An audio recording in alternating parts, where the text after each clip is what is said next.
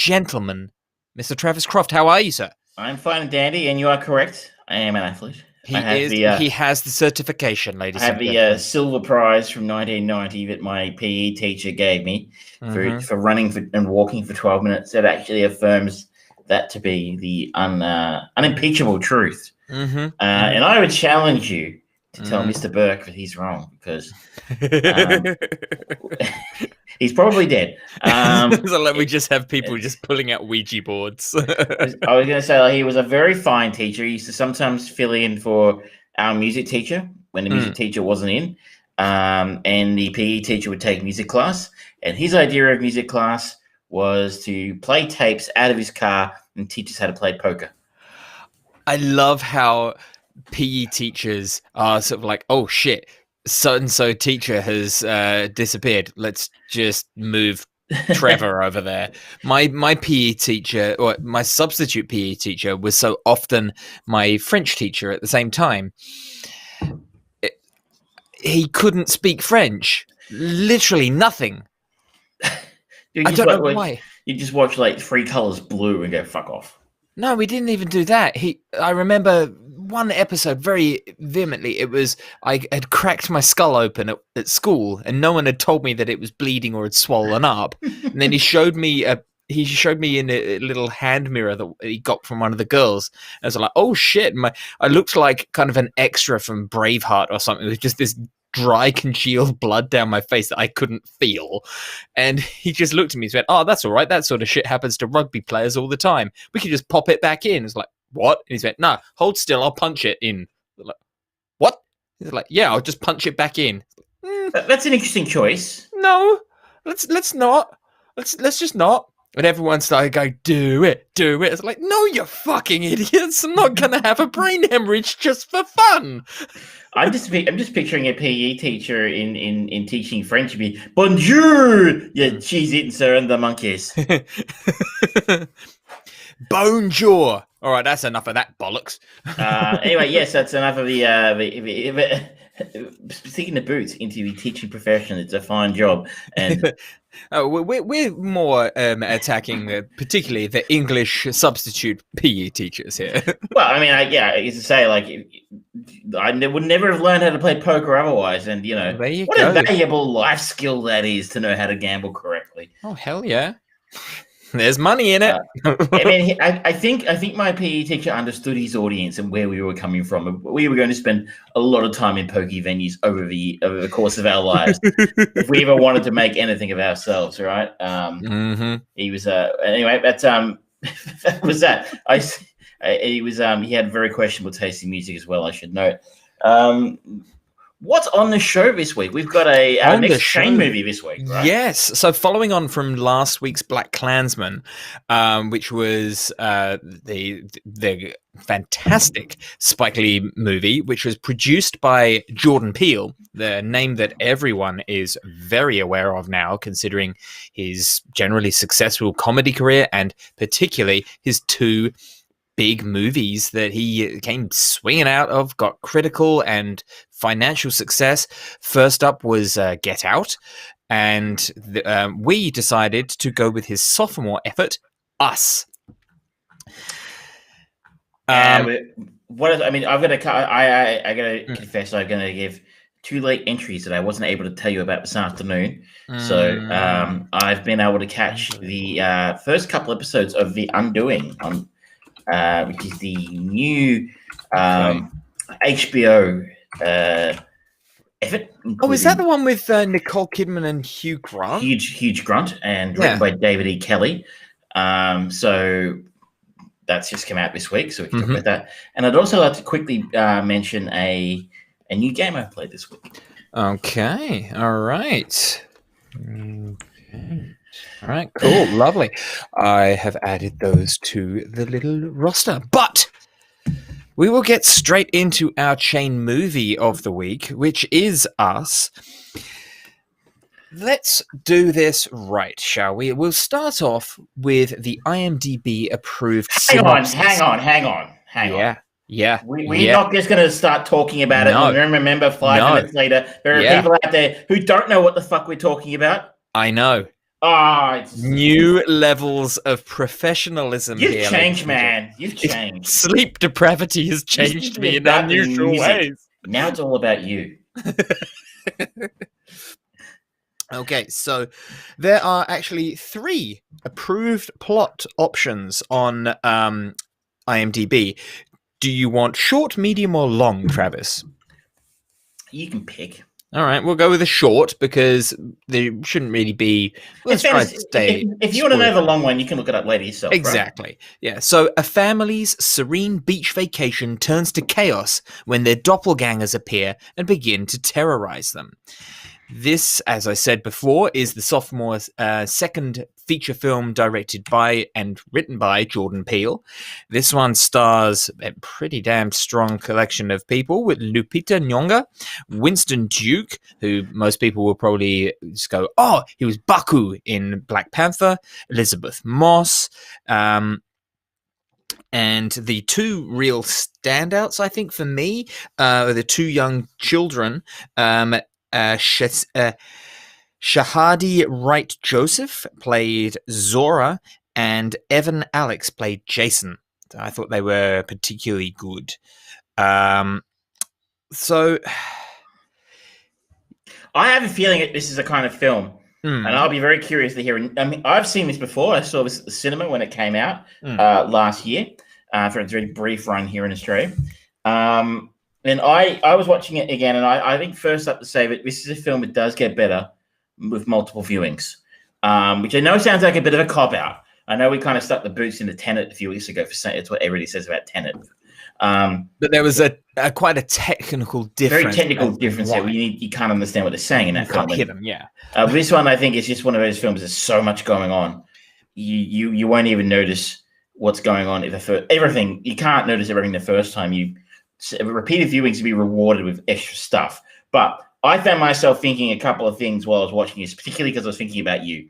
One, how well would George's superpower of ruining the plot for himself and telling himself figuring out what's going on in the first 10 minutes of a film, or at least at a very early point in the film, I'm wondering how well that played out for you. And I'm also terribly curious because I think if you look at the one thing I noticed when I was having a look through IMDb on this yesterday, you look at the user reviews. The critical reviews aren't great, which is bizarre for me because I think this is great. But if you just look at the user reviews, the amount of 1s and 2s and 3s, stupid, so stupid, awful, most overhyped movie, so disappointing. Did I watch the same movie as everybody else? I didn't even bother. What the fuck? Biggest hype ever. Avoid. So I'm wondering, it really seems to split people down the middle on this one. I'm wondering which side you came down on. So for me, this is another solid movie by Jordan Peele, doing some interesting stuff that isn't normal. Like anyone can go back and listen to our past episode where we talked about Get Out. There is nothing wrong with this movie, but both Get Out and Us just didn't connect with me on that deeper enjoyment level.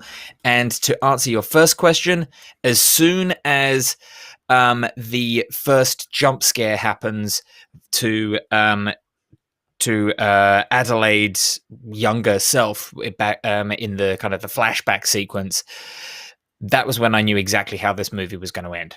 That's unfortunate. Yeah, Can you turn that off? I wish, but it to me it was painfully obvious, but it wasn't kind of like a deal breaker for me of being able to appreciate the movie, because I really genuinely do appreciate this movie, and it was an interesting kind of I felt like there was a lot of more genuine Alfred Hitchcock for the modern era kind of storytelling to this one, especially compared to Get Out, which was more of your classic. That was almost more Twilight Zone-y. Yeah. Whereas this one, there was a lot more kind of just going on with the relationships of the people. Not only Adelaide's parents, when you see them just moving around the fairground at the beginning, and the little snippets of conversation that she overhears.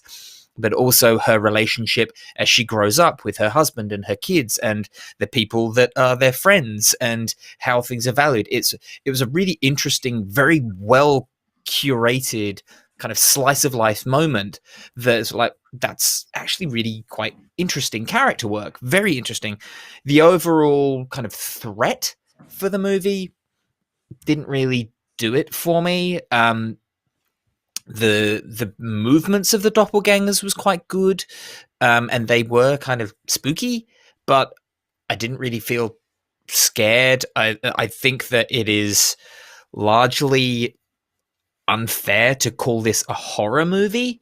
I disagree. I disagree strongly on that one. I think I think if you figured out very early on what's going on, which is your blessing and your curse, I think that maybe would take away quite a bit of a thrill from this. I remember quite a few chill moments. Like there's the scene when the doppelgangers first turn up on the main family's our protagonist's doorstep, and they're just standing out in silhouette in the dark. You're like, that's fucking creepy as fuck. I think maybe it's just a difference of understanding what your version of how you define a horror movie versus mine is, because I thought that was thrilling and chilling, not horrific, not horrifying. It got horrific afterwards, like the scene in Elizabeth Moss's house when the doppelgangers turn up there and take them out in a couple of minutes was pretty brutal. I didn't really find it, because I guess maybe also because those two characters were kind of disgusting, horrible people generally. I didn't care, and it's sort of like, okay. Well, anyway, you need to care about it. It's kind of horrific whether you care about the people or not, isn't it? Like, I don't care about the camp counselors in Friday the 13th, but you wanted to make sure that they were going to be together forever. The guy goes out the back to smoke weed and have sex. He gets, have his back broken when he's slammed across a tree by Jason in a sleeping bag. Like, I mean, that is horrific. But I don't care about the fact that he smoked weed. But I would still call that a horrific scene. But you're right. It's tangentially horror. I would say it's horror in the same way The Shining is a horror film. Yeah, maybe. I just for me that this I think maybe that this is part of where I was really getting that Hitchcockian kind of vibe to, because a lot of the time it's implied vicious violence that happens. It cuts away just at the very last second. You don't actually see very often the insertion of weapons going into flesh. It's a lot of implied or longer distance. There's none of that real close-up shit that is very traditional now for modern. It's not horror porn, but would you say The Psycho was a horror film? Yeah.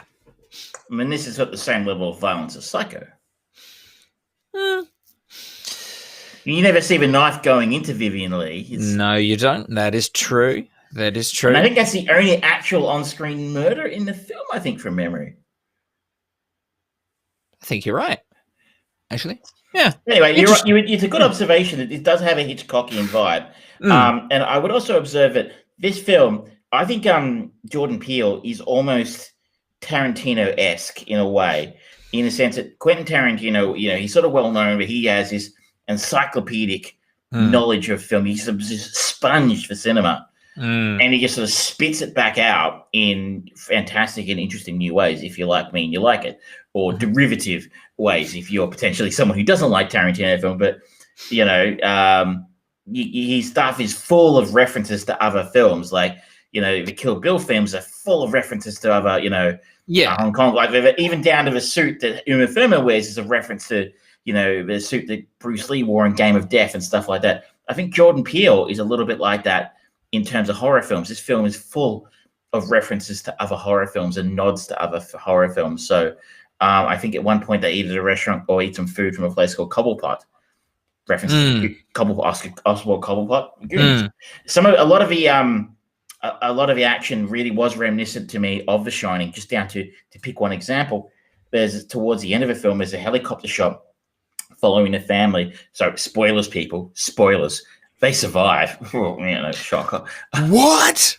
Shock horror. But we follow the family in their car as they're driving away from wherever it is they are. It's in California, right? It's Santa Santa. Santa Cruz. Santa Cruz is where they shot the Lost Boys, and there's a reference to that in the film as well. At the start Just of the film, a random naked saxophonist. I wish. I still believe. At the start, we're in the boardwalk, which is where they shot Lost Boys. The father says, "Oh, they're shooting a movie over near the carousel." Lost Boys reference.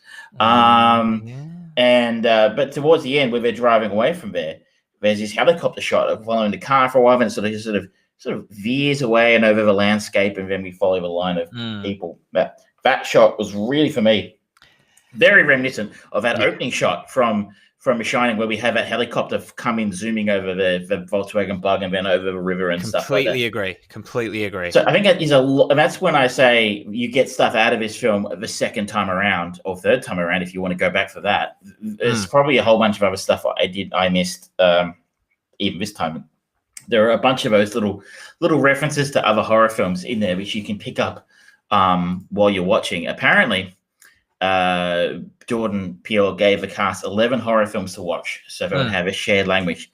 That was Jaws, Dead Again, The Shining, shock horror, The Babadook, It Follows, which I can see, A Tale of Two Sisters, The Birds, Funny Games, Martyrs, Let the Right One In, and The Sixth Sense. All of those make sense. It does when you actually know that, and it's all from the trivia on IMDb. I don't know Jordan personally, unfortunately. We'll get him. Give it time. I am a fan, but so once you can sort of see he's synthesized a lot of those imagery and styles into his film, and he sort of spits it back out at random points, which I enjoy. He's very meta of him. But I think where it kind of maybe falls down for a lot of people is the story is really complex and convoluted and kind of unlikely. Well, I think it kind of it's a unnecessary false lead. It's the opening kind of text that comes in talking about the tunnels and the subway stations that are just unused or no one knows why they're there and things like that. It's like, okay.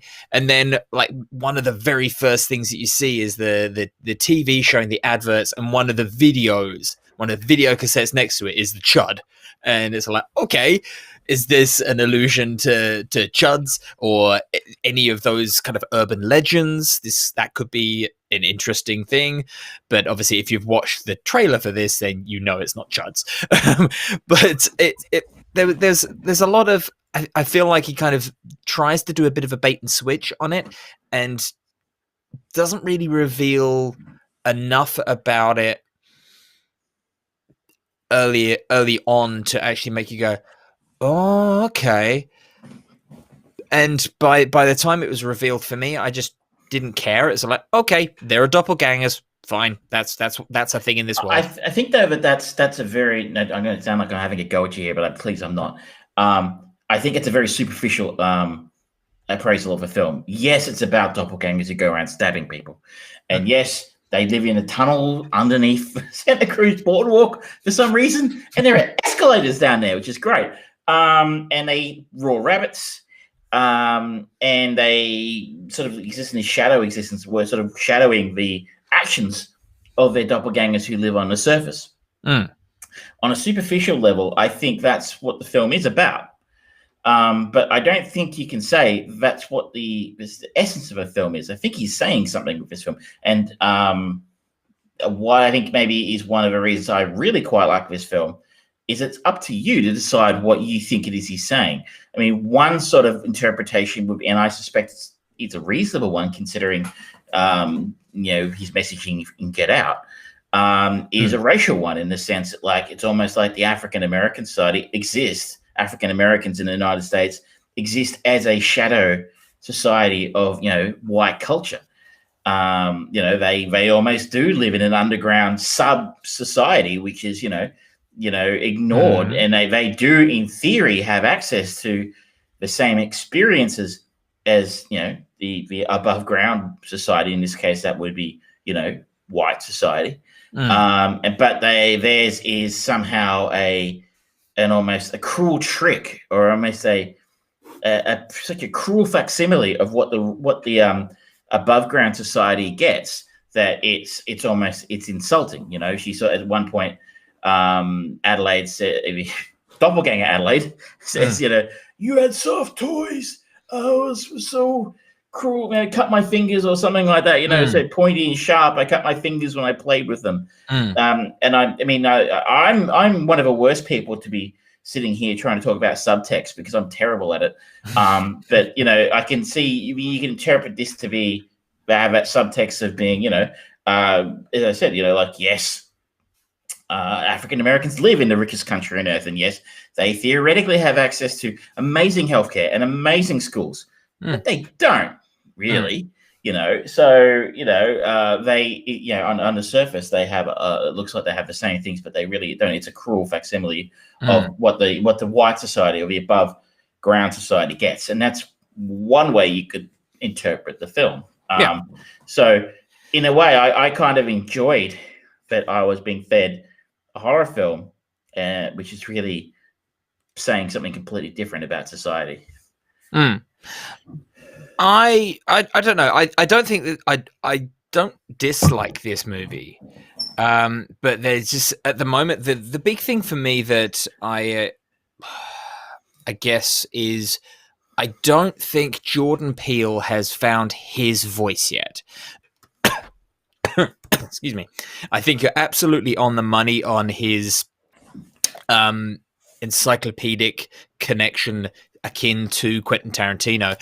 But whereas Quentin Tarantino slammed you in the face pretty much straight off of the bat with who he is and how he does shit and how he tells stories, you very quickly got, oh, okay, that's what this guy is about. Whereas there's, I think Jordan Peele is trying to do something more intelligent with his storytelling, and so far his two movies have come out and they have got a lot of subtext and context to them, beyond the Tarantino stuff, which is he doesn't do subtext really. Yeah. I mean, I like you. I love the guy. A fanboy hat on. But the guy, there's no subtext to Reservoir Dogs. Yeah, but I think that I can't wait to see, because it feels this and Get Out to me feel very different and feel like Jordan having just sampling and testing the waters and learning his craft as the writer and director. And it is clear that he has got talent, but not everything is kind of firing on all at once for me at the moment. I think that his third movie, if he's able to just get more of himself into it and actually start building that kind of expectation of what kind of movie you're going to get when you get a Jordan Peele movie and his particular style, I think it's going to start. I think I'm going to be able to appreciate it more. But right now, it does feel like him doing a lot of testing, and it's all good. But for me, it's just not necessarily all gelling together. It's not quite finished in some way. I disagree. I like Get Out a lot more than you did, which is we still have different opinions, but I love Get Out. I thought Get Out was genius. I thought Get Out was the most audacious and brilliant debut feature I can remember for quite some time. I mean, I'd like to say from Reservoir Dogs, but I mean, there might be one in the meantime I'm forgetting. Oh, you know, was The Sixth Sense? Was that Shyamalan's debut? I'm not sure. It was his big real. It was cinematic breakout. Yeah. I don't know if he actually directed. He did help write Stuart Little. Directorially, though, he had made a film before that, but it wasn't released. So you know, it's for me. I think it was one of the most brilliant film debuts in the last 20 years, if not the most. For me, you know, I liked it a lot, so in a way, I would actually disagree, and I think he has found his feet as a director, and I feel like you are going to get. I already know a little bit about what I'm going to get with a Jordan Peele picture, in the sense I'm going to get probably in this case. I mean, we go back to Tarantino again. What kind of stories was he telling originally? He was telling, pulpy crime stories. It's really the first three of his pictures in Reservoir Dogs, Pulp Fiction, Jackie Brown. We knew we were going to get ultra violence, and we were going to get it in a way that was somehow kind of funny. And we're going to get that sort of he was one of the first people to really insert that meta of referencing other films, which wasn't really done quite so widely at the time. So again, with Jordan, I feel like we're getting nominally horror films on the surface, but actually message films that are probably, I think, telling a story about being African American in the United States in the 21st century in Trump, the first two films at least in Trump's America. So that's I think he's got a very original voice. I kind of on the same page with you in a sense. I don't think he quite pulled the second one off. I think I'm giving this film a pass. I'm giving it a bit of a pass because degree of difficulty was off the charts here. Like he was trying something very, very difficult to tell a very difficult and unusual story, almost Lynchian in a way. Like it was a very weird story. In the sense that I could definitely see people sort of coming and give a scene where they've got all the doppelgangers in their underground tunnels going, what the fuck? Who pays for this? Who replaces the rabbits? Who pays the power bills? Who cleans up the rabbit shit? Who takes out the dead bodies? Who cleans the toilets? Who fixes the plumbing? But we didn't need. I didn't feel like I needed the answers to all those questions, but I could see how people would. It's a bit like he's trying something very, very difficult, and he succeeded pretty well as compared to something like what the Conjuring films people seem to really like. I think they're lousy because they're telling lousy, cliche-ridden stories in a really mediocre kind of a way. They're fine. They're fine. Yeah, but they're telling a lousy story I've seen 100 times before. This one, I've never seen anything like Us before. And maybe he didn't succeed all the way, but I think he got well down that path. And I guess also because he's kind of tapping into and just as putting my hand up as a bit of a cliche bias here, he's really playing into what kind of things I like, right? I love The Shining. There's no secret about that. If you're going to send half your film referencing one of my favorite films, I feel like you're on pretty solid ground with me. I would just like to call out some of the performances. You mentioned earlier the kids in this were great, and they truly are very good. For me, I remember walking out of this and thinking that Lupita Nyong'o deserved an Academy Award for this. In terms of someone who's playing two roles in the one film, she absolutely knocked this out of the park, if only from her physical performance. Like her playing, Adelaide's doppelganger, you got absolutely. They not only do they look different, they talk different, they move incredibly differently. So that's Red. Is her doppelganger's name. When she's Red, she just moves in such an incredibly weird and kind of creepy way. And I think the thing with it is, it's not weird. It's not a weird walk that looks like that of a monster. It's just incredibly tight and stiff, but it's still it like the way that they sort of like hold the knife, the scissors and things like that. It's very kind of rigid and almost uniform, but not quite. It's kind of taps into the uncanny valley a little bit, I think. It's not quite human. Yeah, it's almost like someone went, oh, you know what? We're gonna do full motion CGI caption of this, but take out like 2 frames just to make it a little something not quite right there. You're missing a little something. It's weird. It's like someone learned how to walk and be a human by listening to somebody else describe how to walk and talk and be a human. I talked a few weeks ago about seeing the Pucifer live stream and how Maynard had this sort of bizarre outfit on, but just the way he moved was so weird. And it was kind of, again, like it's like an alien had grown up watching television of how people walked. They were hadn't actually quite ever learned how to do it properly. And I got that impression from his performance in that show. And a very different kind of performance here, but I thought that was wonderful. I thought that was absolutely brilliantly done. Vincent Duke was great in this, and something I picked up from watching this the second time around, which I didn't get the first time, he's playing Jordan Peele. He's 100% playing Jordan Peele. Like, if this was a low-budget film, Jordan would have played this role himself. Everything about Winston Duke's performance is basically Jordan Peele. There are a couple of moments, and especially early in the film, I was sort of half looking, and I sort of looked up, and he had the glasses on. It almost reminded me of some of the skits that he did on Key and Peele. Did you ever watch Key and Peele? Mm-mm. There's some really great. Like most sketch comedy, some of it's genius. There's a lot of trash in it though.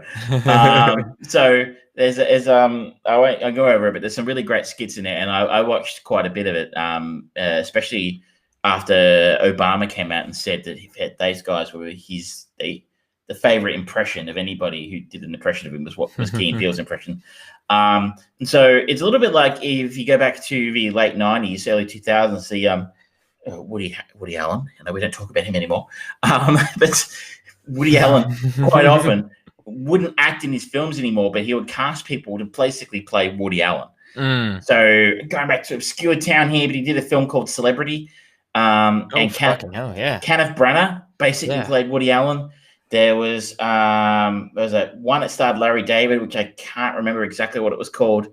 But basically Larry David played Woody Allen, which is actually really, really great because what a great actor to play Woody Allen. Larry David does an amazing job at it.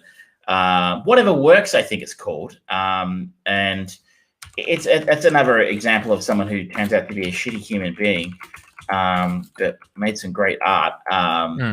Because I'd like to recommend that film, but it's a Woody Allen film, so I don't know that I can do that right now. But Woody Allen would do that. Woody would basically wanted to direct, but he kept writing the kind of films that he would have starred in 30, 40 years ago. Yeah. So he would just cast wonderful actors who would come in and basically play Woody Allen. Yeah. I wonder if Jordan's starting to do that. I don't know if he did that in Get Out, but in this film, he absolutely did. So if you're a Jordan Peele fan, you'll probably keep an eye out for that. Winston Duke is basically doing his best Jordan Peele impression. And you mentioned it earlier that Elizabeth Moss is wonderful in this, purely because she's absolutely fucking horrible. Yes. And so I think it's Tim Heidecker who plays her husband, who, again, is equally reprehensibly horrible, idol-rich asshole. And another sort of like real credit, I think, for Lupita and Elizabeth. Those two did such good jobs of differentiating between the normal versions of their characters and the doppelgangers, because Elizabeth Moss's version of herself is just so broken and disgusting, and that smile and the way that she physically shifts her face as she's just looking at and trying to kind of assessing things, it's brilliant. Elizabeth Moss is fucking awesome actress. She's brilliant. I think like if it weren't for COVID right now, we'd probably be talking about her as maybe one of the major female stars in Hollywood, because The Invisible Man did big business. Yeah. And she got great reviews. Of course, she's in The Handmaid's Tale, which is fucking huge. Elizabeth Moss doesn't get enough credit as being one of the most talented actresses in Hollywood today. And maybe she will continue to be after we start going back to, after we go back to starting to make stuff again. But yeah, it was also, there's so much stuff going on in this picture. Would you recommend this to someone, I guess is the question. Really tough to say. I think that it's an interesting movie to watch, but I don't know if I'm going to go back and watch this anytime soon. I'm glad that I have watched it, because there's a lot that I like in it. I just think there's, like, I posted about it on Facebook. It's like I feel like I'm missing something about Jordan Peele movies. I can see that he's talented. I can see the talent of the actors. They all look great. They're well produced. Everything about them. The music is great. But there's just some disconnect there that I don't know why. As for like other people, like I wouldn't say Shay would watch this. No, probably not. It would creep her out. It's just too creepy, yeah.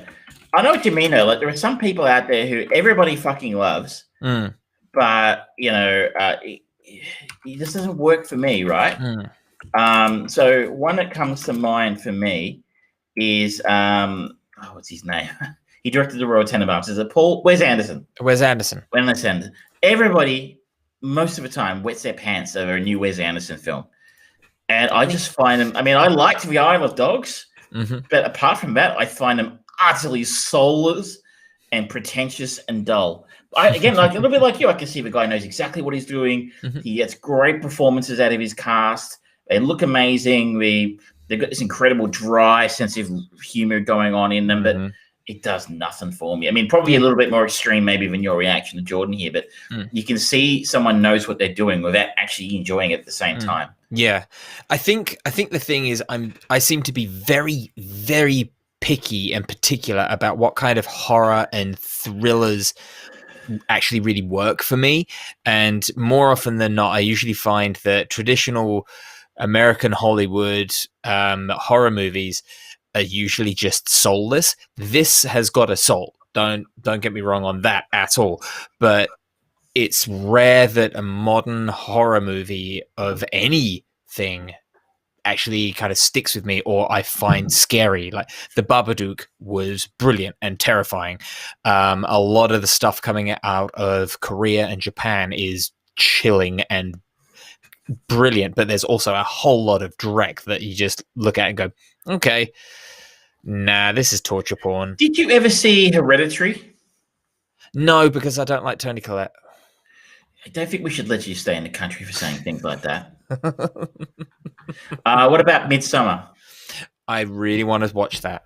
Yeah, I really want to see it. If we ever get around to seeing it, I'll be interested in your opinion. Anyway, I'm a bit like you. I don't know that I'd recommend this film to many people. I guess that would very much depend on who I was talking to.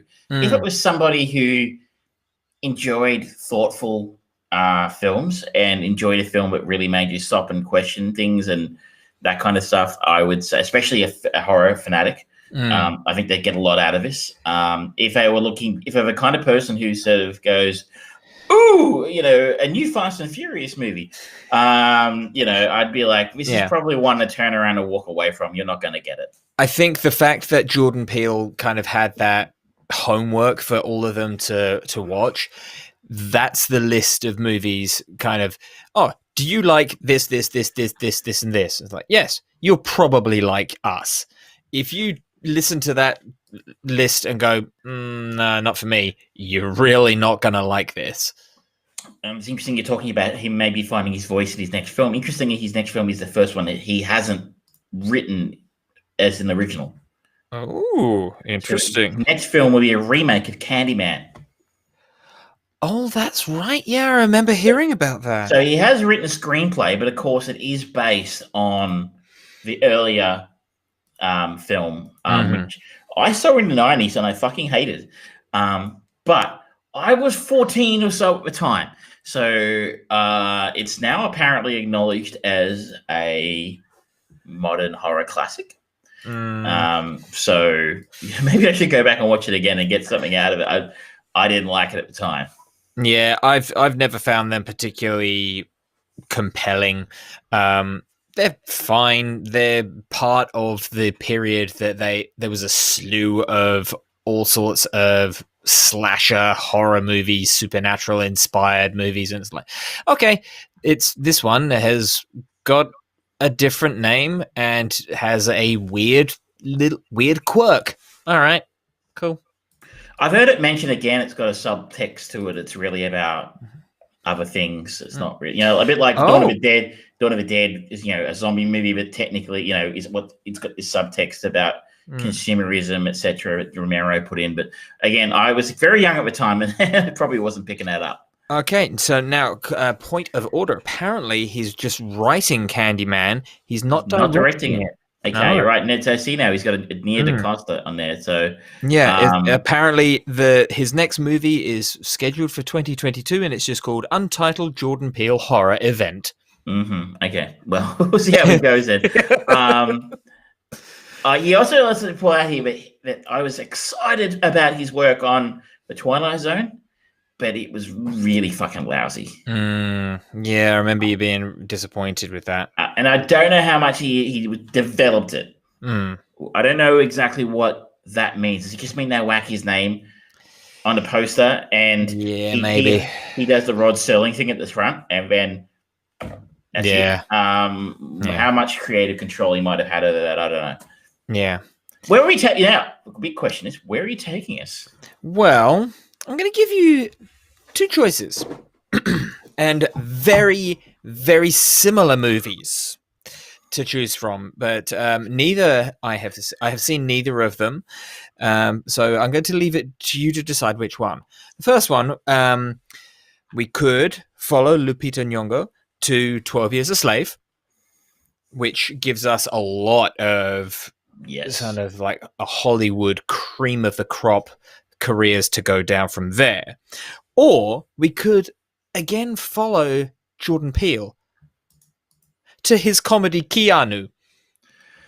I think in this, as much as I haven't seen Keanu, but I think in the spirit of what we do here, I think we need to go Lupita Nyong'o to 12 Years a Slave, because I don't think we've done Doubled Up before, have we? I mean, if we have, we probably shouldn't have. I think we've done Jordan once, and I think I have seen bits of 12 Years a Slave, and I'm also now just looking at the cast. I'm like, bingo! I know exactly where to go after this. Yeah, this is gonna be your chance to get back to Serenity. No, I wasn't. I promise you, it was not Serenity. Okay. Interview with the Vampire. I saw Scoot McNairy's in it. I'm like, finally, we can go back to Dawn of Justice. Then I remember that really the only real proper way for us to do that would be to make me watch the extended cut.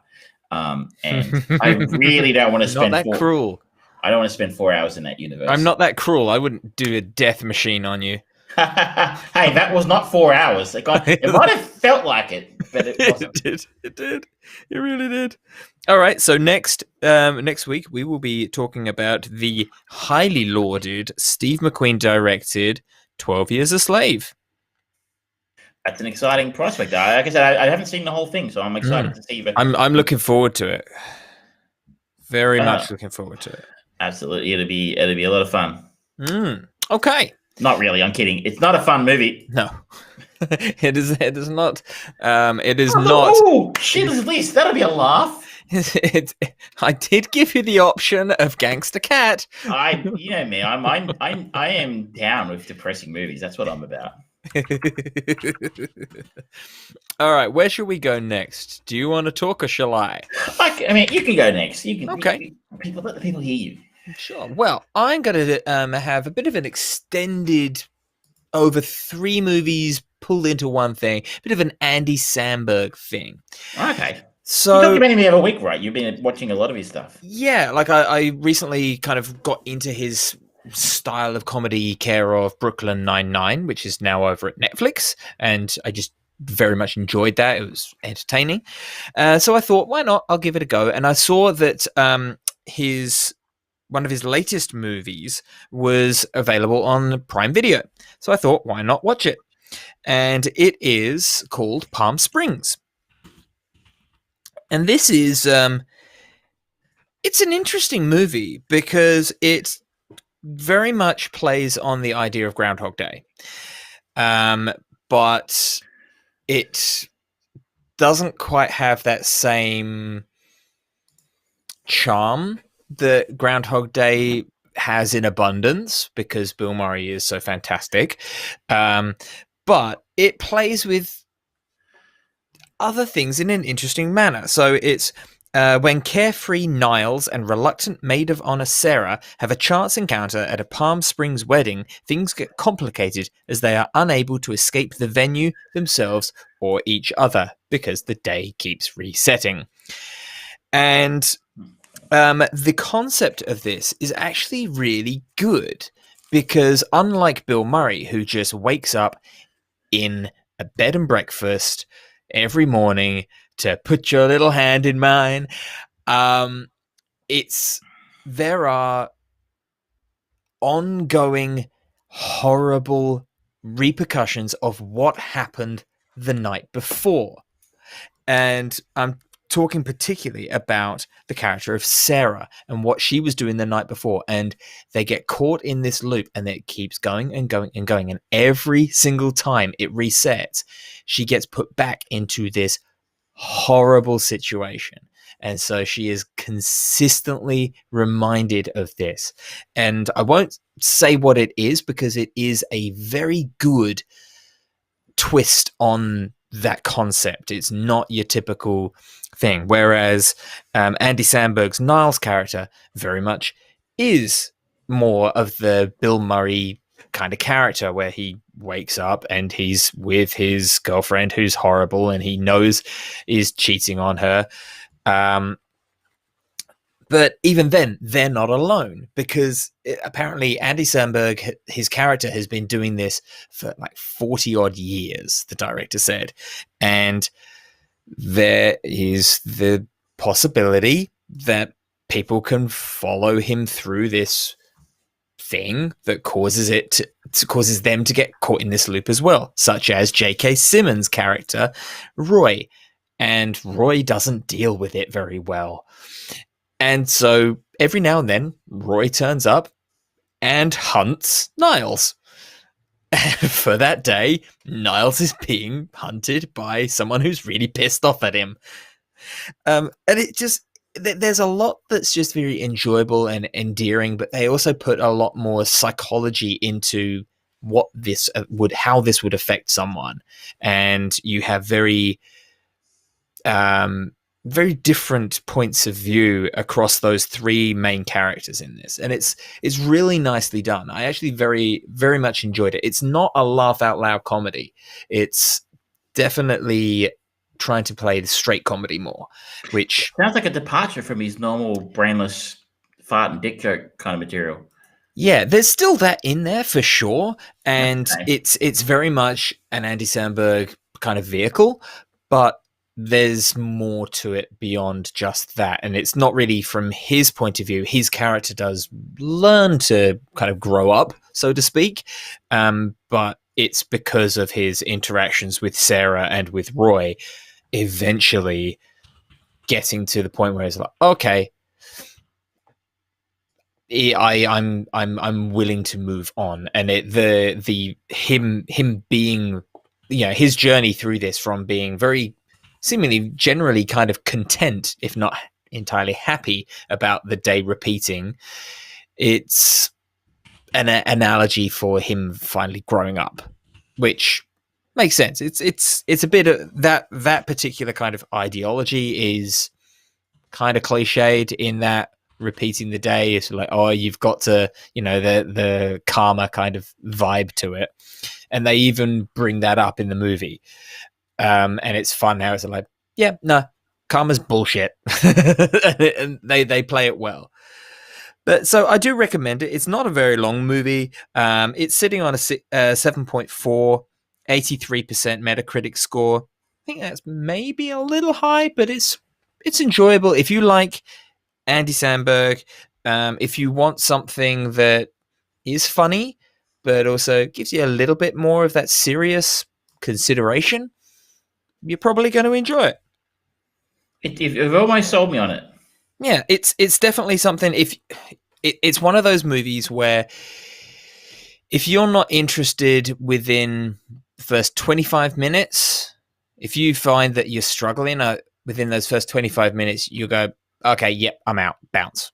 I think the twist and the revelations by the end are worth sticking through, but if you're just struggling through those first few minutes, like, okay, no, because it carries on, it develops over time, but you're just going to not really enjoy it for a long time. And I don't know whether the payoff is entirely worth that much self-harm. So, So basically, if it doesn't grab you early, get out. Pretty much, yeah. Yeah. And, if you're subscribed to Prime Video, it's there. You're not having to pay extra for it. You can just bounce and pick it up again later on if you do so wish. But after that, I thought, okay, you know what? I'm going to see what else is done. And I found 2 sports mockumentaries that he has done. And I love a good mockumentary. You think about Spinal Tap, you think about Best in Show, even Mascots. These are all by the same guys, the Christopher Guest crew, but I really enjoy them. But he has been doing, I guess they're kind of side projects, because he's not in it. It's not a traditional movie. He's like one of the sort of like producers and creators, and one of the main characters, but it's an ensemble piece, so he probably doesn't have to spend too much time actually on set or anything. But the first one that I saw was a movie called 7 Days in Hell, and this is from 2015, and it's a fictional documentary that exposes the rivalry between two of the greatest tennis players of all time, who battled it out in a 2001 match that lasted 7 days. And it's stupid. It's set in Wimbledon, and it's got Kit Harington, who was from Game of Thrones. It's got Fred Armisen, a cameo by David Copperfield, Will Forte, Philip Hammer, Howie Mandel, John McEnroe. They get Serena Williams to come in as for cameos. It's a lot of cameos. One of the best fucking bits is Michael Sheen. He plays this guy called Caspian Wink, and he is, if you've ever watched any like 1980s or 1990s specific sports show talk thing where they get to like, he's this sort of like overweight smoking gentleman, is like he's talking about the career of someone and stumbling through this weird diatribe, much like me right now, and then invites the guest on as like, you're very much like a child prodigy, shall we say. And it's this stereotypical asshole British interviewer, and he plays it fucking brilliantly. Sounds a bit David Frosty. Yeah, kind of, but it's taking the piss out of David Frost. Yeah.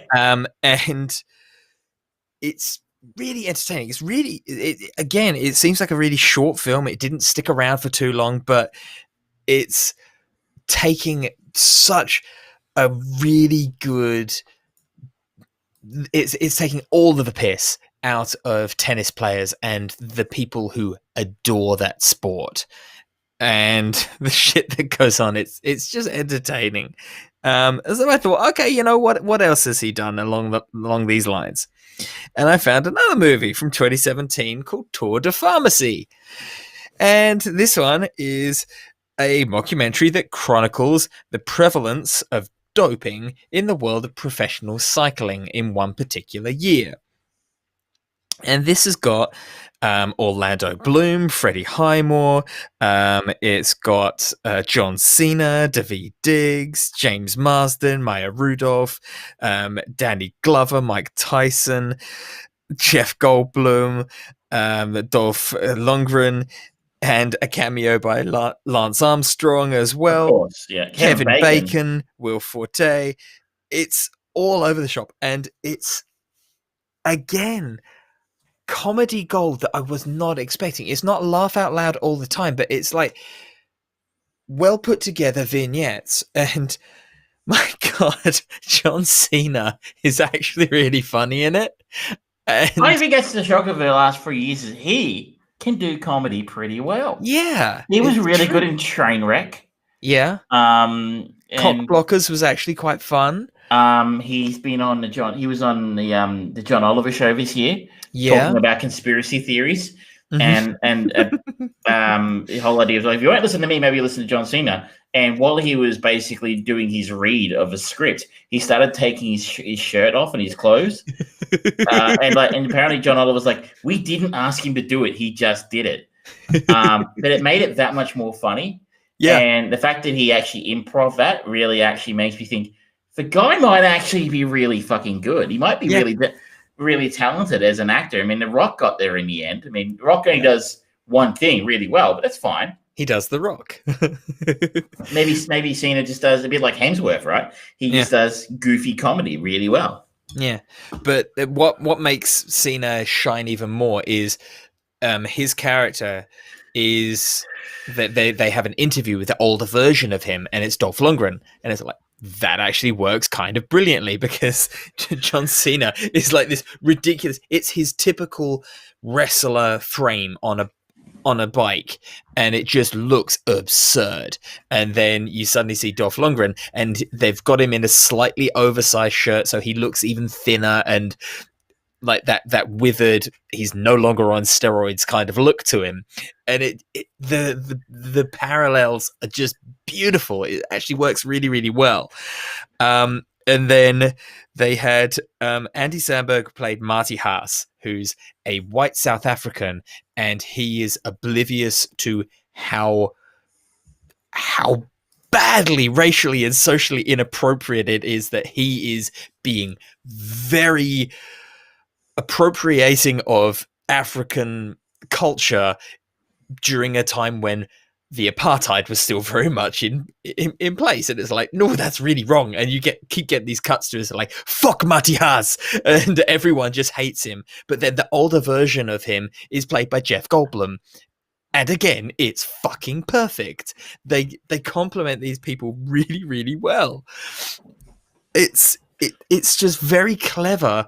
And again, you kind of watching it, it's like, okay, this is actually kind of interesting and really funny. And my God, Jeff Goldblum has got one of the funniest fucking lines in the goddamn movie. And it comes in a post-credit, like little extra interview bit. But, you know, there's lines like, people dope. Yeah, they risk their lives. But, you know, this is a sport with literally hundreds of dollars on the line and dozens of fans that stakes are medium. It takes the piss out of the whole sport, and it just builds and builds and builds. Like, here we go. They're talking to a doctor because one Orlando Bloom's character dies early on. No spoilers because it's the first thing you see. And the doctor goes, yes, in the autopsy they found Juju was on EPO and cocaine, also some insulin, anabolic steroids, oxaboline, then Nandrol, trace amounts of norepinephrine, fusibolin. They even found some heroin in his system. There was also, and it just keeps going and going and going and going and going and going until it becomes so absurd and stupid you can't help it. Yeah, and then it finishes it off. It's like he also had apparently eaten at least one sandwich from Arby's. It's just dumb, but it's all played super, super straight. If Leslie Nielsen was still kicking around, they probably would have got him involved because this is exactly the kind of thing that Nielsen became famous for. So that's my little ode to Andy Samberg. 3 movies that I do recommend. They're easy to watch. They're kind of... Where are you finding them? Are you on Prime? Palm Springs was on Prime, and the other 2, where were they? I think they were on Stan, maybe. 7 Days in Hell. That's care of Binge, Foxtel, and YouTube.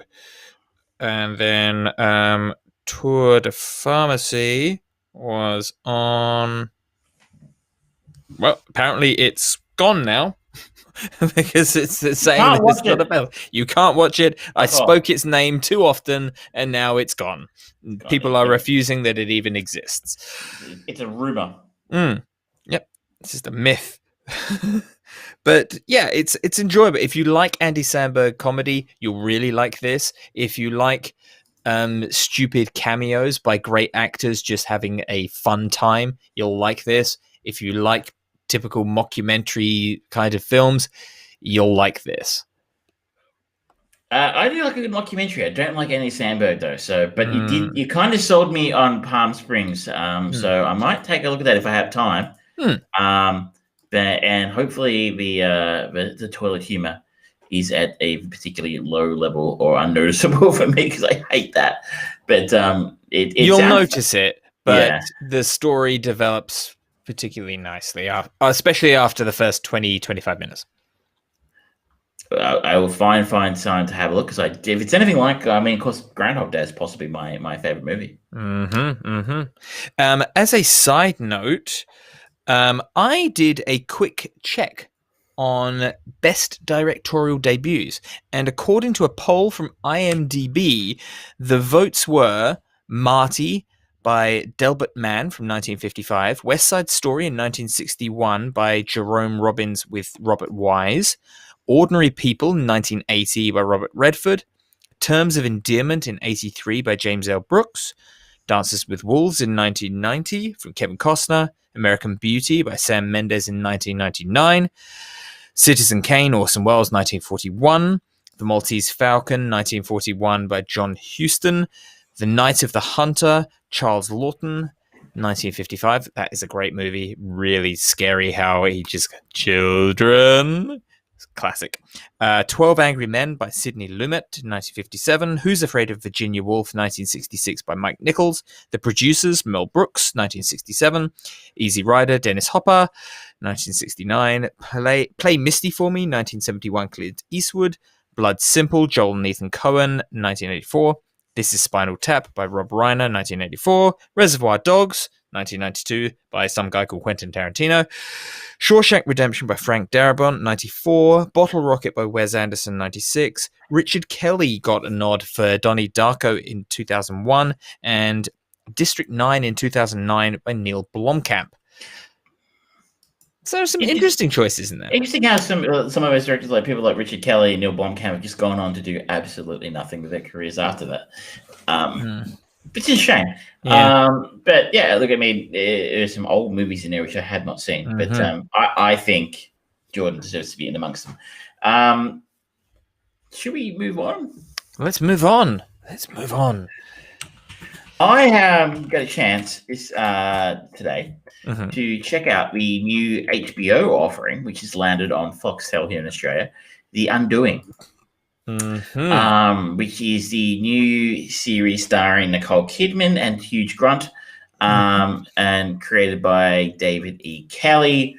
That name sounds familiar to you. You would almost certainly have seen something he's done.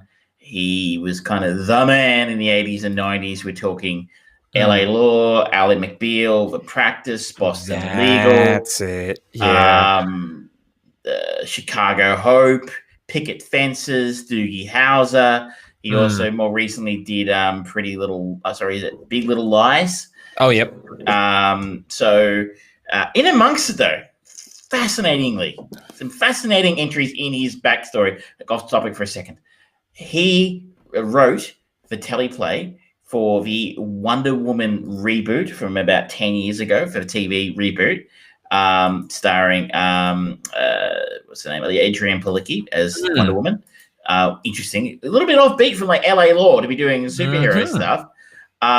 He also wrote Placid Lake. Lake Placid. I think it was Lake Placid. The alligator movie. Lake Placid? Lake Placid was written by David E. Kelly, the same guy who did LA Law and Picket Fences and Doogie Howser. That's definitely. I'm looking through it this afternoon, going, okay, I'm going to see what he's done with the why the hell is he got a credit for Lake Placid 2? Okay, because he wrote the first one. That's why he's got a credit on Lake Placid 2. I'm like, okay, this is really weird. He actually used to be a lawyer in Boston in his younger days, which kind of explains a lot. But giant alligator movies, sure, fine. Anyway, so he's a big deal in TV. He's kind of TV royalty. Yeah. The Undoing. Life for a successful therapist in New York begins to unravel on the eve of publishing her first book. As I sort of said, we've got two really big stars here, Nicole Kidman and Hugh Grant.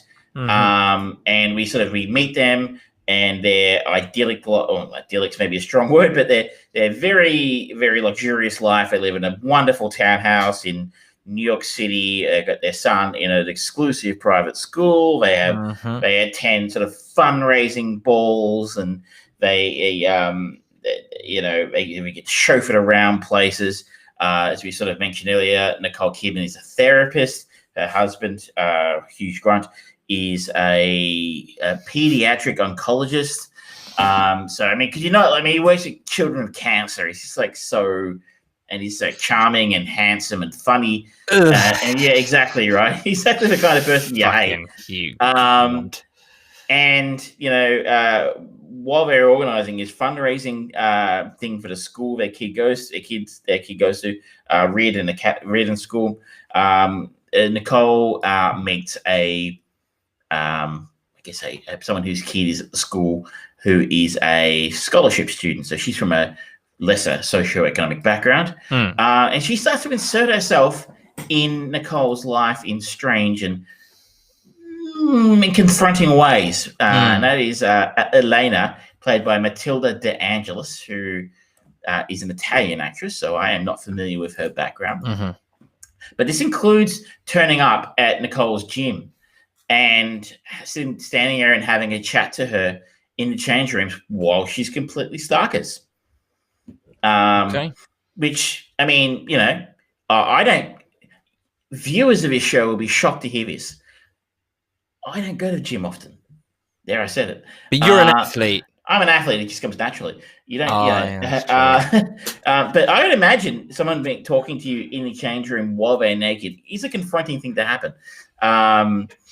It was actually a really funny. Was it for the Run Fat Boy Run, the Simon Pegg movie, where Hank Azaria does that exact thing. He actually has a conversation with Simon Pegg while his penis is basically in Simon Pegg's face. There's an underrated actor. I love Hank Azaria. I'm just thinking of that Futurama episode where they've got that software that creates a black bar to cover everyone's decency. So, she's Elena is inserting herself into their life. Nicole runs into her at the benefit they're helping organize together. Spoiler alert, a little bit here, but it happens at the end of the first episode. She turns up. Elena turns up the next morning, having been murdered in her studio. Wow, this is a bomb which explodes in the middle of Nicole Kidman's character, Nicole Kidman playing Grace Fraser. This bomb explodes in the middle of Grace's life and basically shatters everything she believed, everything she thought she knew, everything that was going, everything she believed in, everything she was leaning on is just obliterated. So I am 2 episodes in, so I'm not too deep into this. It's a 6-part mini series. But my reflections after the first couple, reading that synopsis, I was like, whatever. Really, I mean, how interested are you in seeing another movie about bad shit happening to rich people in New York? It's a bit of a cliche. But I must say, what I think sets this apart from other shows like this that I've seen is the acting. I'd like to say David E. Kelly's scripts, but again, it really isn't anything particularly original, at least so far. It's the usual double lifey kind of stuff. No spoilers a little bit there. But what in the first half of the first episode, where we actually spend time getting to know Grace and her husband Jonathan, played by Hugh Grant, and just their domestic routine. They're having a conversation over breakfast before taking their kid to school. They're, hey, we've got to go to this thing with my dad next week. Oh, great, I got to go see him next week. Her dad, by the way, is played by Donald Sutherland, which is wonderful to see him turning up. Again, these 2 actors worked so well together. I was sitting there thinking, I don't think have they actually been in a movie together before? I feel like maybe they haven't, but they have wonderful repartee together, and they just sort of feel like they click together. And it's I know Nicole has been doing quite a bit of television stuff lately, or she was in Big Little Liars, I think, from memory, and a few other things. Top of a Lake was the one I'm thinking of. So I don't know if Hugh has, though. I don't think I've seen him pop up in any TV projects of late. But Not really, no. What's interesting for this is, to get, because yes, maybe they're not as big of stars as they used to be in the 90s and early 2000s, but they are still very powerful names, and you've got a good cast here. It seems like this mini series kind of model is starting to make a bit of a comeback, and it's quite an opportunity for these actors that the star is not rising anymore at the moment to get in and do some stuff. And it's really interesting to see, particularly Hugh Grant. I've never thought he was much of an actor, but in the last few years he's actually started to kind of morph that persona a little bit. He was really creepy in Cloud Atlas. He was actually kind of good in that disgusting likable weasel in The Gentleman that we watched. He seems to be really bringing something interesting to his role, and we've known for a long time that Nicole Kidman can really act. I mean, I loved her in Birthday Girl. I thought that was fantastic. For me, the one I was sort of thinking today, I was going to actually ask you about your favorite Nicole Kidman films, but the one that always stood out for me was Eyes Wide Shut. I know it's very fashionable to shit in that film today, and a lot of people don't like it. I remember walking out of that film going, those two actors, Nicole and Tom, need Oscar nominations for that film. And I still think it's a crime, as much as people shit in Tom Cruise. And Shay in particular, I think, is one person I know who won't watch a movie that he's in. Yep. And I don't think there's any actor in the world I wouldn't see. I mean, these days maybe Kevin Spacey, but only because of what he's done, not because of he's acting. But yeah, I thought she was wonderful in that, and I thought you're right. And then she deserves her Oscar for The Hours all those years ago. You're right. I think we've talked about this many times. That TV or streaming services like HBO and the others are where adult storytelling lives now. Yeah. Complex, long-form adult storytelling belongs on television or streaming, for want of a better term, today. Movies that you very, very rarely are you going to get a chance to do that, or less opportunities to do that in the cinema these days because of things we've talked about ad nauseum here. You've got to have a pre-existing property, and you're really targeting such a broad audience there now that they won't take the risk of telling a complex, long-form adult story. Yeah. So that's why I suspect you're right. Man, I don't see Tom Cruise, for example, who is still a major star, or Brad Pitt, I don't see them doing a TV show anytime soon, like this, unless somebody seriously backs a dump truck full of money up to their house because they don't have to. Unless it's a real passion project for them. Like Joseph Gordon-Levitt, he was, for a while, his star was rising, and he's been desperately trying to make the Sandman TV show happen, because that's the story he really wants to tell. And, you hear stories of actors but optioning the rights for their favorite book and things like that, and slowly but surely trying to get these things together. It's going to be interesting to see kind of what happens post-COVID as well. I can see him producing stuff. So, for example, looking at Tom Cruise, he's got a number of TV producing credits. But actually starring in something, I think, I mean, all these guys have production companies. Yeah. But, to actually get their name on the banner of new HBO series starring Tom Cruise and Brad Pitt, I mean, come on, doesn't look like it's going to happen anytime soon. But you saying those two together, I know that there will be a few people who would be both elated and mortified at the idea of, the Interview with a Vampire. I know it was a controversial choice back in the day, but you're right. These two maybe are not at the A grade level of AAA talent they were years ago. And let's face it, they've hopefully made their money if they've saved it well enough. That they can they're probably still getting paid huge money by HBO to do this anyway. But they work wonderfully well together. And Hugh Grant in particular is perfect in this role initially. And as you sort of say, he's been making some interesting career choices lately. To go to The Gentleman where he played that very sort of slimy character, which was very outside of his wheelhouse. I mean, he's basically been playing the same guy for about 30 years now, which is fine. If you're good at something, keep doing it. But this one, I suspect, even just in the first 2 episodes, we've had that sort of Jekyll and Hyde effect happen a little bit here with his character, and I'm enjoying that. And there's nothing else. Just seeing two wonderful actors, not necessarily doing anything challenging here, right? They were just a married couple at the breakfast table trying to get their son to school.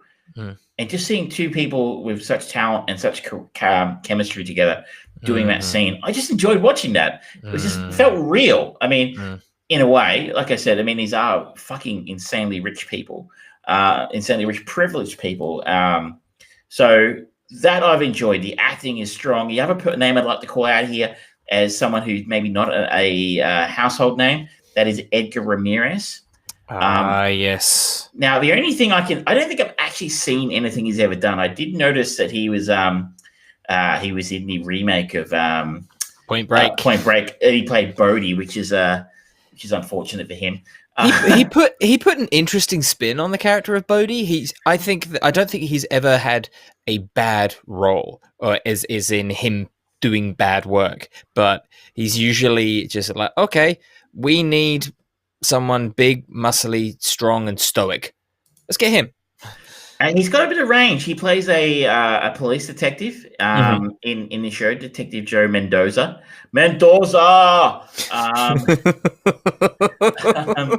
Someone had to say it. But he's not got a lot of screen time in the first couple episodes, but he actually really owns the screen when he's on screen. Like, you are watching him. He might be sitting here opposite Nicole, who, again, like a fine actress holding her own, but you are focused on Edgar Ramirez and what he's doing. I think this guy has a big future personally. He's a little bit old. He's 43 now, so he's not exactly a young man, but I can see he's listed to be in The Rock's next movie, Jungle Cruise. Yep. He was in actually quite a good kind of horror movie called Deliver Us from Evil, alongside Eric Bana and Olivia Munn. I do recommend it if you like a bit more of your Exorcist / the Omen side of things. Yeah, I've heard about it's pretty good. It's pretty good. So, I mean, he's great in this. I'm enjoying watching him. So, I mean, the downside, it's a pretty cliche setting, you know. Ultra privileged, rich lifestyles. And I sometimes sat in there thinking, going, why do we make so many stories about rich people? Is it wish fulfillment? Like, you look at their apartment and their cars and go, oh, wouldn't that be nice? But it just seems like a wish fulfillment, and then seeing those people fall down. I guess so. I guess watching people in Donald Sutherland's apartment, because he's obviously very wealthy as well in this film. His apartment is ridiculous. I've been to New York a couple of times now. Like, I've been in a few apartments there. Like, this room would be an apartment probably. Yeah. And that would be a big one at that. So, and they just look at that and go, that's like it's like science fiction almost to me. It's so unrealistic. It's like, oh, what do I care about these people? They're not real. It's so unreal. It's fake. So that's just a me thing. You know, I find it a little bit dull and cliche. The setting doesn't really let it down. The other thing is that sometimes it's incredibly stylized. Like, spoiler alert here. I don't think I'm giving away any major plot points, but at one point in the second episode, Nicole's had some revelations from the police about her husband, and she's wandering aimlessly down the street. And again, it doesn't feel real because they're always very beautiful, cliched settings, like it's Central Park, and strangely not millions of people milling around. Very empty. Yeah. And it also just feels, like I've been in New York. It doesn't feel real. It's not dirty. It's very clean, very posh, very polished. But then again, she sees goes past an electronic billboard, and she has this vision of Elena, a naked Elena, being beaten to death. And I'm just like, that's so fake. It's like, I mean, people don't, I don't know. I don't feel like people have visions like that and they go, and scream in the street when they have this vision of this woman being beaten to death. And like, it felt fake and it felt unnecessary. I guess in a way, because it was inconsistent with what had been told up to date. The story hadn't been doing much of that there'd been a few sort of flashbacky kind of things here and there, and sort of, in her, which is stuff in her mind's eye. But I guess it's maybe for me, my objection is that I enjoy, and again, this is not a revelation to anybody who watches or listens to the shows. I enjoy a grittier, realer story. A story set in feels like it's set in a real world, and stuff like that really pulls me out of it because it doesn't feel real. It feels like movie bullshit, and stuff that doesn't happen in real life. Welcome to the Truman Show. Really, it didn't work for me. So there's a couple of little bits and pieces like that occasionally where it just kind of, again, I wanted it to be a little bit more interesting if the world these people lived in felt a little more real. I have a question for you. It's the series is directed by Suzanne Bier, whose name I was thinking, I know that, and she directed The Night Manager, which is also very good, right? Yeah, it's really good. So, is she like maintaining that quality? I don't think it's quite on the same level for that for me. Okay. I liked The Night Manager a whole lot, and I feel like that was maybe because it was a more interesting story to me. I mean, it had sort of that James Bondy element to it, right? Yeah. A bit of an international man of mystery, a bit of, subterfuge and spies and stuff like that going on. I guess I found that setting a little bit more interesting than, like I said, a bunch of rich people having a crisis in New York City. That said, like I said, I'm 2 episodes in. It's by no means bad. I feel like I'm underselling it. I'm actually quite keen to go back and find out what happened. So I give the story that much. It's gone, okay. Because like now we've got a bit of an arc over the first 2 episodes. I'm like, it can't possibly be this simple because I've got 4 episodes to go. Right? So there's going to be a couple other twists to come. I'm very curious to see what they are. But again, The Night Manager also had 2 wonderful performances at the center from Hugh Laurie and Tom Hiddleston. So for Tom and Nicole, I don't think I like them quite as much as I liked Hugh and Tom. I think Tom in particular is really at the top of his game cinematically, right? Like, he's a big star. Hugh never really took off in movies, but not quite on that level. But I will say this: the last thing Suzanne directed was Bird Box. It's better than that. Okay. Yeah, that was very middling. It was okay, right? Yeah. But it's not quite at The Night Manager. But I think if you've got Foxtel, you should check it out, right? I mean, you're paying for the bloody thing. You might as well use it. Yes. Madness. Now, you were also going to talk about a new game you're playing. I just wanted to quickly give a shout out to a game, an indie game. It's like, there aren't any big games coming out this year, are there? There's not a game coming out. Is there a game coming out this month? I'm not sure. It's coming out. I don't know. I think there's some kind of steampunk thing. It'll be a little one, right? It's indie, right?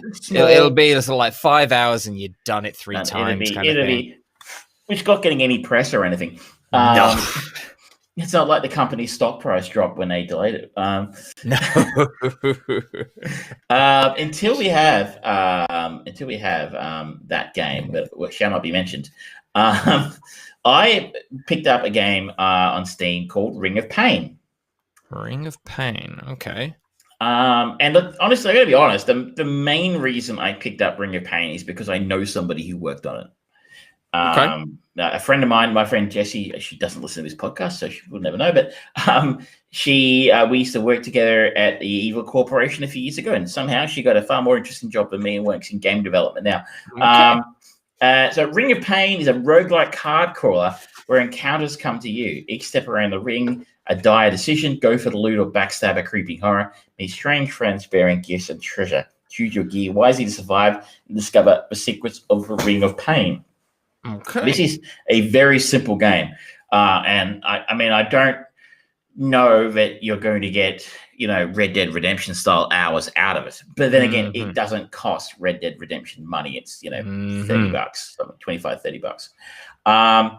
And so have you ever played a game called Reigns on mobile? I think a little bit like that, in a sense. You start the game, and you're presented with a series of cards. Those cards are displayed in the ring. Mm. And in this instance, your character has stats, attack, defense, speed, these sorts of things. And the characters on the cards facing you also have those stats. Okay. And you can choose to attack those characters. And if you defeat them, you get souls back off them. And souls can be then used almost as a form of currency to then buy treasure and upgrades, etc. Along around those ring of cards are also things like boosts for your stats, equipment, and sort of one-time use cards. And you sort of go through and you make choices about whether or not you want to try and attack that enemy, or do you want to try and sneak past them if you get to the health potion is behind them, or things like that. And then that you at the end of each in the ring of cards as well will be, what do you want to call it? I don't know what the exact title is, a portal card that will take you out of this and onto the next stage.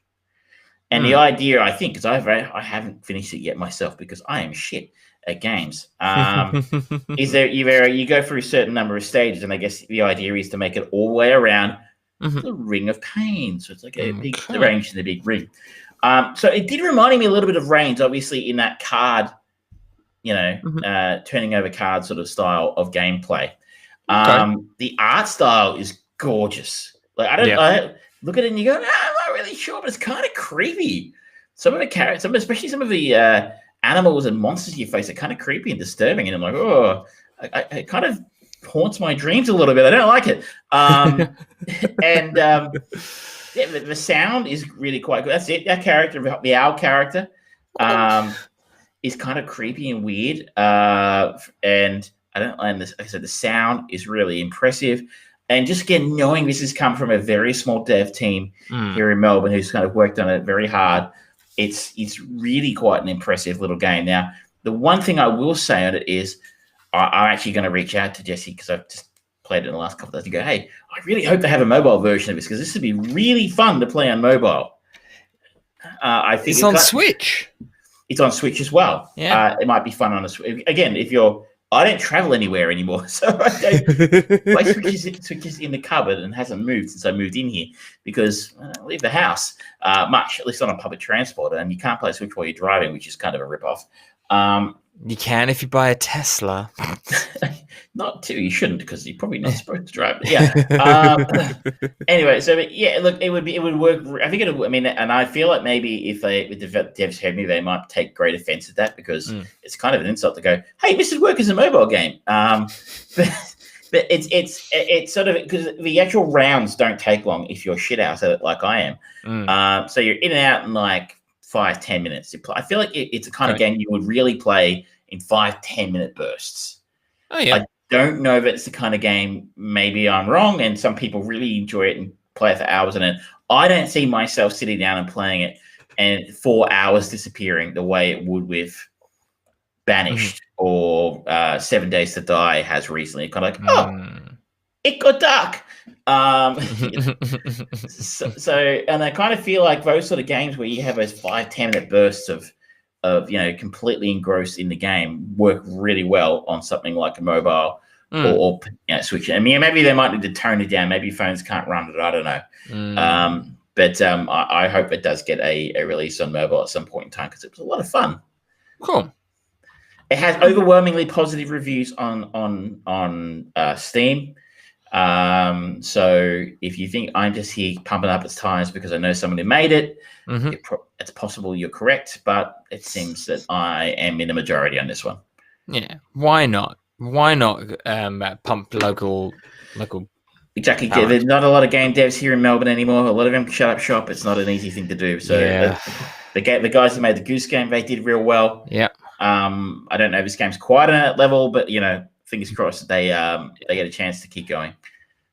I'm looking forward to speaking of Australian-made games. I played a game on Switch, Golf Story, a while back, and they are making a semi-sequel, Sports Story, and hopefully that will be releasing very soon, because I've been waiting for it for like a year at this point. More news, please, on Sports Story. I've been waiting for like 8-9 years for the guy who made Banished to make another game, and he always said he was going to do it, but it's I'm getting around to it. What's the one that the guys at Valve were going to make? Halo, Half-Life 3. Half-Life 3, yeah, but maybe that'll come first. I don't know. I don't know. The list of if only they would actually get around and finish it. There's a number of video games on there, as well as Patrick Rothfuss's next book in in his Chronicle series. I'm sure many people would want the final book of the Game of Thrones series. Kill Bill 3, The Vega Brothers, Star Trek, Quentin Tarantino. the George Lucas sequel trilogy. Yeah, the Lucas cut of all the Star Wars movies. Yeah, maybe like we make it happen, right? We're getting the Snyder cut now. A fourth Indiana Jones movie. That'll never happen. Yeah, that's true. Or a reimagining of Ghostbusters. That would be a poor commercial decision, and I would encourage any studio against doing that. Mm-hmm. The one that I am genuinely scared of, though, is Big Trouble in Little China's remake, or Encino Man 2, or that it's going to happen one day. Remake of Back to the Future. Well, that's going to have to wait for Bob Gale to die. Yes, which I'm so thankful for. I mean, I don't want to wish death on anybody, but like the guy has basically said, not while I'm alive. Yeah. But I'm sure one day they'll try and find a way around that once he's passed away. It's a little bit like where my parents live. There was when we moved to this part of Geelong, there was a little farmhouse and a giant block of land around it. And over the last 25 years, that's become back when we moved there in the 90s. That was basically all open land. Now this little block of land is a little bit like in Up, right? The house is surrounded by, it's now surrounded by other housing estates because it's such a popular place to live in Geelong now. But the old lady, not letting go of it. This old lady who lived in there just wouldn't sell no matter what. She wouldn't sell no matter what. And you're like, it's just a matter of time. I reckon within about a week of like her passing away, the sign was at the front saying "Ruby in the state coming." So the kids, her kids, I don't know them, but they were like sitting there like rubbing their hands together in a ghoulish kind of way, waiting for their mother to go so that they could make all the monies from selling this land. Yeah. And I'm leaving it to the cat. the cat would have probably been there with sunglasses on and driving a Ferrari the day afterwards. Like, it's me meowing and hating. I think Bob Gale's kids that someone's going to drive a dump truck full of money up to their house when when he's gone, going, please. Yeah. Well, slowly but surely the stars are aligning. Michael J. Fox is officially retired from the acting. Christopher Lloyd isn't doing anywhere near as much acting as he should. Robert Zemeckis is just making worse and worse movies, and so he's probably going to go, you know what, let's revisit the good old days. And I would say this, though. I saw a wonderful there's such a thing, a very good deep fake a year or so ago of Back to the Future, where they had I don't know what you call it. They had basically photoshopped Tom Holland into Michael J. Fox's role and Robert Downey Jr. into the Christopher Lloyd's role as Doc. It fucking worked.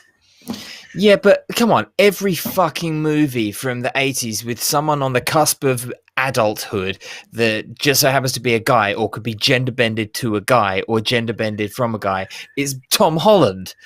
They just want him in fucking everything. He's a good young actor. I'm just saying he's a good actor, but it's like it looked water's right. also wet. It looked right in the deep fake, so it was clever, Have you got anything else to say this week, or should we give our fans millions and millions of fans a break for the night? Yeah. No, let's go because I want to go to bed. Yeah, well, I need sleep. The main sort of motivation for us is either to go to the toilet or go to sleep. That's how why we finish this podcast. If there were three of us, we'd never finish because you could keep talking and one of us could go there. Yeah. Anyway, thank you for listening, dear listeners. We will be back next week to talk about our chain movie of the week, 12 Years a Slave, plus whatever else we stumble across. Yes. And last week's episode will go up on podcast services probably tomorrow because I have been working myself ragged and I've just not had time to get it up there. So if you want it there, it'll be there in the next 48 hours. So deal with it. Hooray! You can always rewatch it on Twitch or YouTube. So go there and subscribe and all of that stuff. All the good stuff. I'm going to go lie down. All right, thank you for listening, dear listeners, and we will be back again next week. Good night.